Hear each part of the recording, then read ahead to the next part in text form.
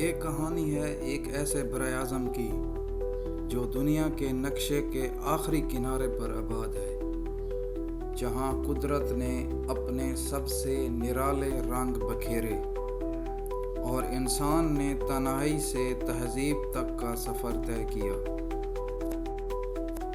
یہ ہے آسٹریلیا۔ ہزاروں سال پہلے یہاں کے اصل باشندے پہاڑوں، جنگلات اور سمندر کے بیچ زندگی گزارتے تھے۔ ان کے نزدیک زمین، پانی، ہوا سب مقدس تھے۔ ان کے فن پارے آج بھی پتھروں پر کندہ ہیں، ایک ایسی تہذیب کی نشانی جو دنیا کی قدیم ترین تہذیبوں میں سے ایک ہے۔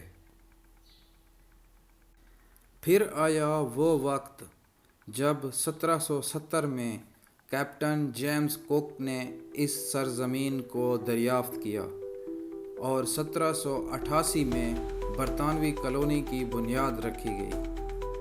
قیدیوں سے بھری کشتیاں یہاں آئیں اور آہستہ آہستہ آسٹریلیا برطانیہ کی دور دراز نوآبادی بن گیا۔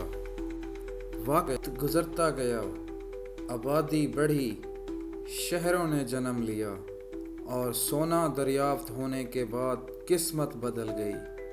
19ویں صدی میں آسٹریلیا دنیا کی تیز ترین ترقی کرتی ہوئی قوموں میں شامل ہونے لگا۔ 1901 میں یہ ایک متحد ملک بن گیا، کامن ویلتھ آف آسٹریلیا۔ یہ صرف ترقی نہیں، قدرت کا کمال بھی ہے۔